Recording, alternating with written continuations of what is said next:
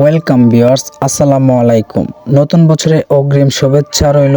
পহেলা বৈশাখকে সামনে রেখে ভাবছেন কিভাবে এমন ধরনের সুন্দর ডিজাইনের ব্যানার বানাবেন খুব সহজে এবং কম সময়ে। হ্যাঁ, আমি আজকে দেখাতে চলেছি কিভাবে আমার মতো করে খুব সহজে ব্যানার পিএলপি ফাইল দিয়ে নিজের ছবি, নাম, পদবি লাগাবেন।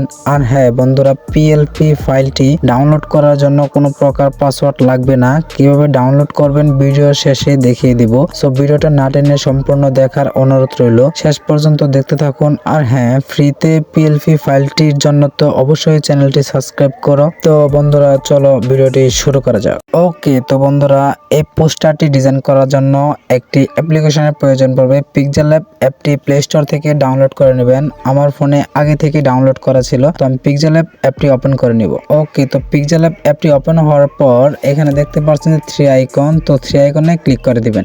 ঠিক আছে, তো এখানে দেখতে পারবেন ওপেন পিএলপি ফাইল, তো এখানে ক্লিক করে দিবেন। দেন আমার ডিসক্রিপশন বক্স থেকে যে পিএলপি ফাইলটি ডাউনলোড করবেন সেটা আপনাদের এখানে শো করবে। ঠিক আছে, এখান থেকে শো করার পর আপনার পয়লা বৈশাখ যে পোস্টারটি রয়েছে পিএলপি ফাইল আকারে, তো এখানে ক্লিক করে দেবেন। দেন ওকেতে ক্লিক করে দিবেন।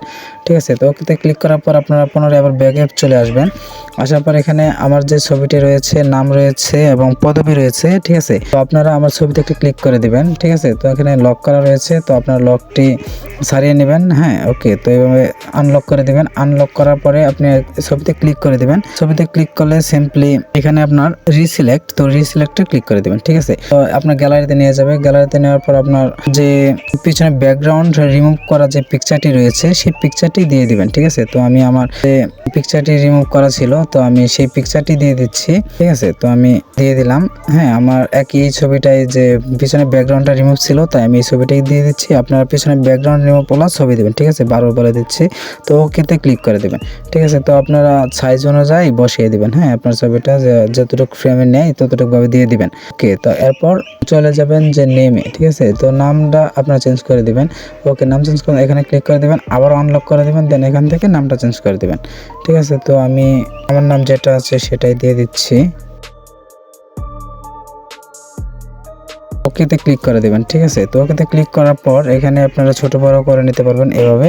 ঠিক আছে, আর আমি এখানে দিয়েছি ইউটিউব কন্টেন্ট ক্রিয়েটর, তো আপনারা এটা নাও দিতে পারেন, বা আমি সাধারণভাবে আমি দেখিয়ে দিচ্ছি।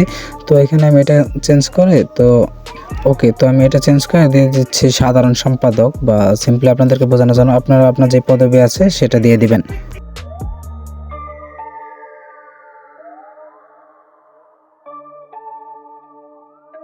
ওকে, তো সাধারণ সম্পাদক দিয়ে দিলাম। দেন ওকেতে ক্লিক করে দেবেন। ঠিক আছে, তো ওকেতে ক্লিক করার পরে এখানে আপনার পদবি দিয়ে দিবেন। তো ওকে, আমি এভাবে দিয়ে দিলাম। হ্যাঁ, আপনারা কিন্তু আরও চাইলে এটা মডিফাই করে নিতে পারবেন, তো আমি এতটুকু সময় নষ্ট করবো না আপনাদের। ওকে, তো ছবি এবং নাম, পদবি লাগানোর পর আপনার কাজ হচ্ছে যে সেভ করে নেওয়া। ঠিক আছে, তো সেভ করার জন্য এখানে চলে যাবেন। দেন এখান থেকে দেখতে পাচ্ছেন যে সেভ এজ ইমেজ, তো আমরা ইমেজে চলে যাব। হ্যাঁ, সেভ এজ ইমেজ, তো এখান থেকে সেভ টু গ্যালারি, এখান থেকে সেভ করে দিলে কিন্তু আপনার গ্যালারিতে চলে যাবেন। ঠিক আছে, আপনার ছবিটা সেভ হয়ে গেল। ওকে, তো আজকের ভিডিও এই পর্যন্তই ছিল। তো পরবর্তী ভিডিওর জন্য অবশ্যই আমার চ্যানেলটি সাবস্ক্রাইব করে পাশে থাকবেন। ধন্যবাদ সবাইকে।